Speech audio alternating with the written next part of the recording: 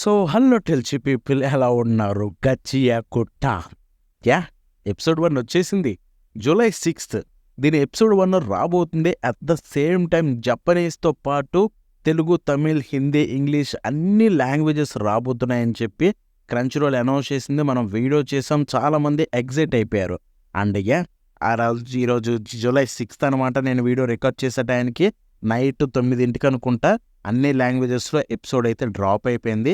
And నేనైతే చూసేసాను episode 1 Telugu డబ్బు. In fact నేను తెలుగులోనే చూసా ఎపిసోడ్ 1 అంతా. మీరు నమ్ముతారో నమ్మరో, ఐ లైక్ లిటరల్లీ నేను మైండ్ ఇది చెప్తాను ఫస్ట్ రివ్యూలోకి వెళ్ళే ముందు, ఎపిసోడ్ 1 తెలుగు డబ్బు రివ్యూలోకి వెళ్ళే ముందు. సో నేను యాక్చువల్గా గచ్చి ఒకట క్రంచ్ రోల్లోకి వెళ్ళి పెట్టాను అనమాట.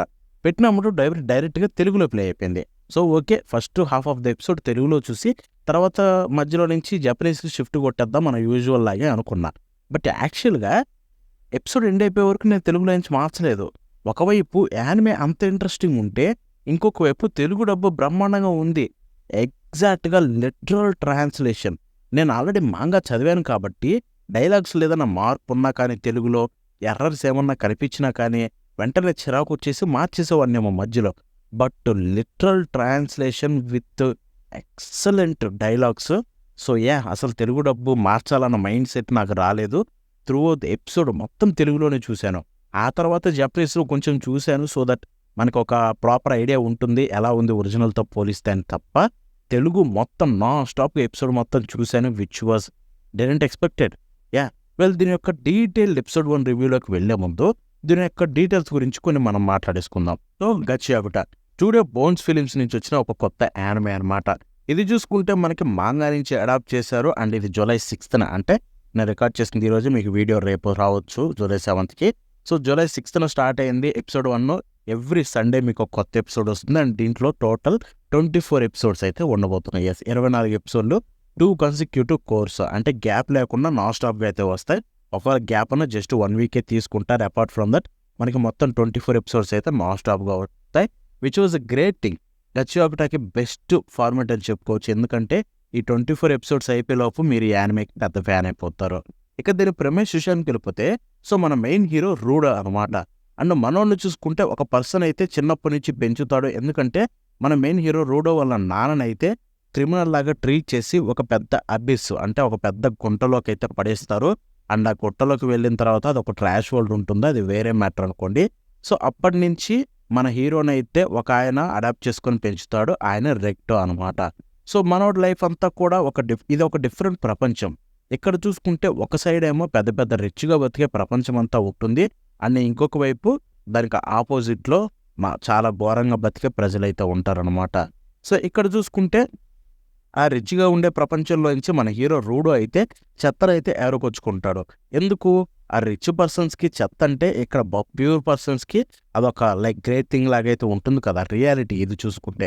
సో రూడో అది గమనించి అక్కడి నుంచి కొన్ని వస్తువులను తీసుకొచ్చి జస్ట్ రిపేర్ చేసి అమ్ముతూ ఉంటాడు. మానవుడికి దానివల్ల బ్యాడ్ రెప్యుటేషన్ అయితే ఉంది, ఏది 2 వైపులో చూసుకుంటే. అండ్ అది రెక్టో చూస్తూనే ఉంటాడు, బట్ మనోడు కొంచెం సపోర్ట్ చేస్తాడు, ఇంకొక వైపు జాగ్రత్తగా ఉండమంటాడు. అంటే దానికి తగ్గట్టుగానే వరస్ట్గా అయితే ఒక థింగ్ జరుగుతుంది, అది నేను రివీల్ చేయను. సో దానివల్ల ఏమవుతుందంటే రూడో ఒక మర్డరర్గా అయితే ఫ్రేమ్ అవుతాడనమాట. సో అది చూసిన పోలీసులు మనోడిని పట్టుకొని వాళ్ళ నాన్నలాగే వీడు కూడా మర్డరర్ అని చెప్పి వీడిని కూడా తీసుకెళ్ళి ఆ అబీస్, ఆ కుంటలో పడేసి మనోని కూడా తోసేస్తారనమాట. ఎందుకంటే అక్కడ మర్డరర్ లాగా పెద్ద క్రిమినల్స్ అయితే మాత్రం డెఫినెట్లీ దాంట్లోనే పడేస్తారు.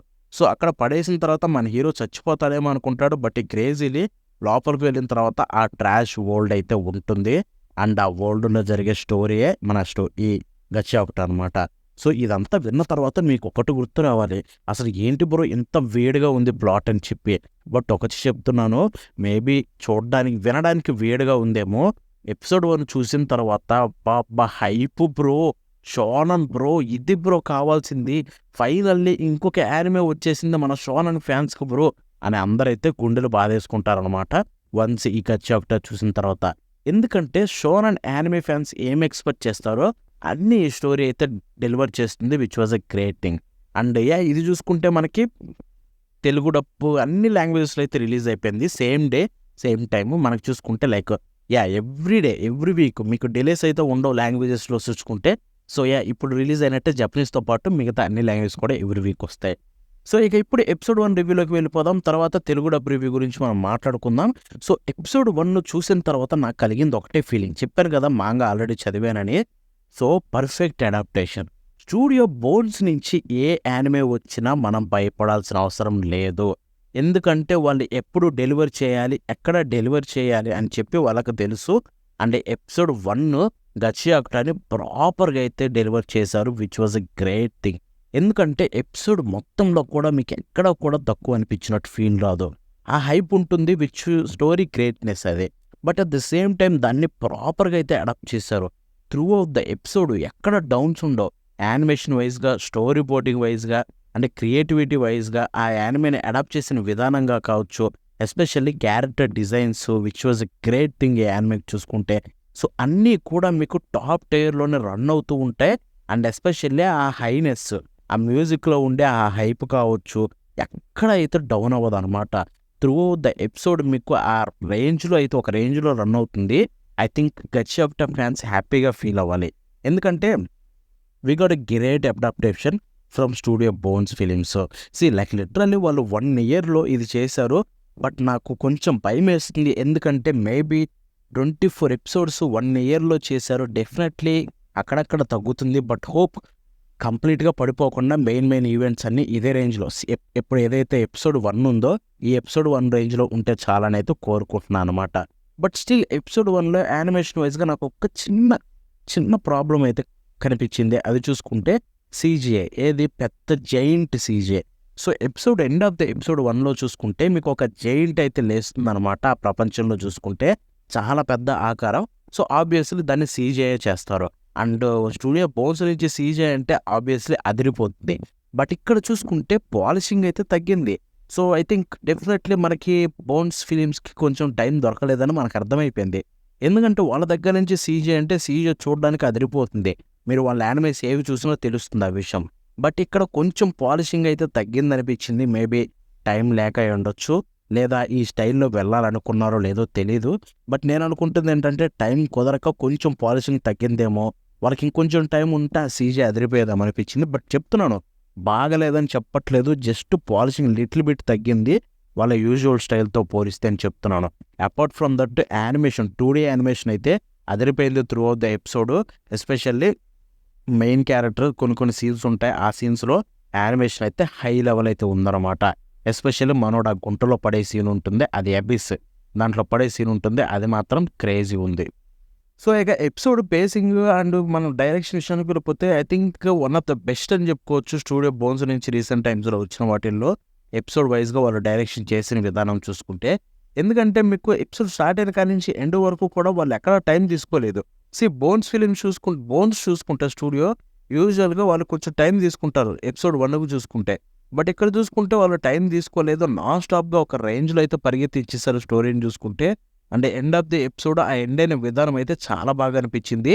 ఒక ప్రాపర్ కంక్లూషన్ అయితే ఇచ్చారు ఎపిసోడ్ 1కి. ఐ థింక్ ఎపిసోడ్ 2 కోసం ఫ్యాన్స్ పెచ్చుగా వెయిట్ చేసేలాగా అయితే చేశారు, విచ్ వాజ్ గ్రేట్ థింగ్. పేసింగ్లో అయితే ఎక్కడ ఇష్యూ లేదు, చాలా బాగా చేశారు.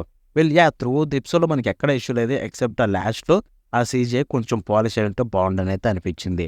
సో ఇంకా మనం వాయిస్ యాక్టింగ్ విషయానికి వెళ్ళిపోతే వాయిస్ యాక్టింగ్ అబ్సల్యూట్లీ బ్యూటిఫుల్ అనమాట. ఎక్కడ ప్రాబ్లం లేదు. జపనీస్ వాళ్ళు యాజ్ యూజువల్ చేయించి పడేశారు. బట్ తెలుగు డబ్బు దాని గురించి కూడా మాట్లాడుకుందాము. ఇక మ్యూజిక్ విషయానికి వెళ్ళిపోతే మ్యూజిక్ చాలా బాగుంది భయ్యో, దీనికి స్టైల్ సెట్ అయిపోయింది. సో ఇది చూసుకుంటే కొంచెం వీళ్ళు రాక్ సైడ్ అయితే వెళ్ళారు music, which was great thing. ఎందుకంటే ఈ స్టైల్ గచియాకుటా స్టైల్కి అయితే అది బాగా సెట్ అవుతుంది. ఎందుకంటే క్యారెక్టర్ డిజైన్స్ కూడా కొంచెం ఆ స్టైల్లోనే రిసెంబర్ అయి ఉంటాయి కాబట్టి దానికి తగ్గట్టుగా బ్యాక్గ్రౌండ్ మ్యూజిక్లు అయితే చాలా బాగున్నాయి. మ్యూజిక్ డైరెక్టర్ చించి పడేశాడు. ఇక్కడ చూసుకుంటే ఓపెనింగ్ అండ్ ఎండింగ్ విజువల్స్ ఏమీ రిలీజ్ కాలేదు మనకు సోఫార్. ఓన్లీ ఓపెనింగ్ సాంగ్ ఒక్కటే రివీల్ అయింది. ఎస్, మీకు ఓపెనింగ్ విజువల్స్ అయినా ఎండింగ్ అయినా అసలు ఏమి రివీల్ కాలేదు. బట్ ఓపెనింగ్ సాంగ్ అయితే రివీల్ అయింది ఎపిసోడ్ ఎండ్ ఆఫ్ ద ఎపిసోడ్లో. అండ్ ఆ రివీల్ అయిన విధానం కూడా చాలా బాగుంది. ఎందుకంటే మీకు ఎప్పుడైతే మనోడు ఆ గుంటలో పడే సీన్, అబిస్లో పడే సీన్ నుంచి ఓపెనింగ్ మ్యూజిక్ అయితే ప్లే అవ్వడం స్టార్ట్ అవుతుంది. అక్కడ భలే ప్లేస్మెంట్ అనిపించింది నాకు. ఆ తర్వాత ఓపెనింగ్ రావడం అండ్ హార్డ్గా హిట్ చేయడం, బాబోయ్ ఆ ఓపెనింగ్ సాంగ్ ఏంటి భయ్యా, ఏ రేంజ్లో ఉందో తెలుసా? వాళ్ళు ప్లే చేస్తుంటే గూస్ బంప్స్ తక్కువ, అంత రేంజ్లో ఉంది ఆ సాంగ్ అయితే. దీని విజువల్స్ ఎలా ఉంటాయో నేనైతే చాలా ఈగర్‌గా వెయిట్ చేస్తున్నా వాటి కోసం మాత్రం. సో యాజ్ ఐ సెడ్ ఎండింగ్ అయితే లేదు. అండ్ అది episode 1 review and next episode కోసం నేనైతే చాలా ఈగర్‌గా వెయిట్ చేస్తున్నా. ఇప్పుడు తెలుగు డబ్ రివ్యూ విషయానికెళ్ళిపోతే Telugu dub is absolutely best.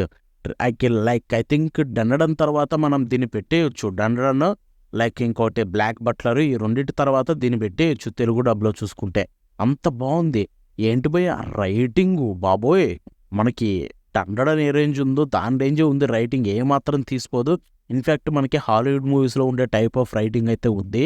Crazy ఉంది రైటింగ్ మాత్రం మాస్టర్ పీస్ 10/10. ఒక్క ఇష్యూ లేదు. నేను చెప్తున్నాను రైటింగ్‌లో ఇది బాగాలేదు అని నాకు చెప్పడానికి ఒక్క ఇష్యూ కూడా కనిపించలేదు. నేను ఎపిసోడ్ వీటి రివ్యూ స్టార్టింగ్‌లోనే చెప్పాను కదా! త్రూ ఔట్ ద ఎపిసోడ్ నాకు తెలియకుండానే తెలుగు డబ్ అంతా చూసాను అంత బావుందని. అది ఎస్పెషల్లీ రైటింగే. అదిరిపోయింది రైటింగ్ అయితే చూసుకుంటే. అండ్ ఇక్కడ వాయిస్ డబ్బింగ్ గురించి కూడా మాట్లాడుకోవాలి. స్టూడియో చాలా అంటే చాలా ఇంప్రూవ్ అయిపోయింది. ఎందుకంటే మేబీ మనకి ఫైనల్లీ సాయి సుధీర్ బ్రో వాళ్ళ స్టూడియో తర్వాత మంచి స్టూడియో అయితే మనకు దక్కింది. మంచి డబ్బింగ్ అయితే ఇచ్చారు. ఐ థింక్ 'గచ్చియాకుట'కి క్రంచ్ రోల్ చాలా బడ్జెట్ పెట్టింది కాబట్టి వీళ్ళింత కేర్ తీసుకున్నారేమో. మేబీ వాళ్ళకి కొంచెం డబ్బులిస్తే ఫస్ట్ నుంచే చేసేవాళ్ళేమో అని కైండ్ ఆఫ్ మైండ్ అయితే నాకు కలిగింది. ఎందుకంటే ఎంత బాగా చేస్తారా ఒకేసారి ఇంత అప్‌గ్రేడా రైటింగ్‌లో కానీ, వాయిస్ యాక్టింగ్ ఎస్పెషల్లీ. ఎందుకంటే చాలామంది వాయిస్ యాక్టర్స్‌ని అయితే హైర్ చేసుకున్నారు. ఎపిసోడ్ 1లోనే మీకు చాలా అంటే చాలా డిఫరెంట్ వాయిసెస్ అయితే వినిపిస్తాయి. Which was a great thing. నేను అస్సలు ఎక్స్‌పెక్ట్ చేయలేదు చెప్తున్నాను. 'Gachiakuta' is definitely top 3 Crunchyroll డబ్బింగ్స్‌లో చూసుకుంటే టాప్ 3లో ఉంటుంది. ఆల్ టైమ్ యానిమేస్‌లో మాత్రం దాంట్లో డౌటే లేదు. Especially writing masterpiece and at the same time voice dubbing is absolutely beauty. అసలు క్యారెక్టర్స్ అందరికి పర్ఫెక్ట్‌గా సెట్ అయింది. మన మెయిన్ క్యారెక్టర్ 'రూడోకి' బాబోయ్! అసలు ఆ పర్సన్ ఎవడు చెప్పాడో కానీ డబ్బింగు చించి పడేశాడు ఆయనైతే మాత్రం. లైక్ ఎక్కడ కూడా జపనీస్‌కి తగ్గదు. ఎమోషన్స్ క్యారీ చేయడం కావచ్చు, క్యారెక్టర్‌కి సెట్ అవ్వడం కావచ్చు. పర్ఫెక్ట్ వాయిస్ యాక్టర్‌ని అయితే తీసుకున్నారు 'రూడో' క్యారెక్టర్‌కి which was a great thing. But still 'గచ్చియాకుట'లో మెయిన్ క్యారెక్టర్స్ ఇంకా ఏమీ రివీల్ కాలేదు. మనోడొక్కడే రివీల్ అయ్యాడు మెయిన్ హీరో. మిగతా వాళ్ళంతా నెక్స్ట్ ఎపిసోడ్స్ నుంచి వస్తారు. సో హోప్ వాళ్ళకు కూడా పర్ఫెక్ట్‌గా సెట్ అవ్వాలని కోరుకుందాం. ఇదే range quality through out the season 24 episodes ఉండాలని కోరుకుందాం. And that's it for today. ఈ వీడియోలో ఇంతటితో ఆపేద్దాం. చాలా లెంత్ అయిపోయింది. సో 'గచ్చియాకుట' రివ్యూ అనమాట. నెక్స్ట్ చూసుకుంటే మీకు 'రురీ రాక్స్' యానిమే ఎపిసోడ్ 1 రివ్యూ ఇస్తున్నా. అది మిస్ అవ్వకండి. అది చాలా అంటే చాలా important. Don't miss it. And that's it for today. మళ్ళీ నెక్స్ట్ షో కలుద్దాం. ఉంటుందని బాగారా.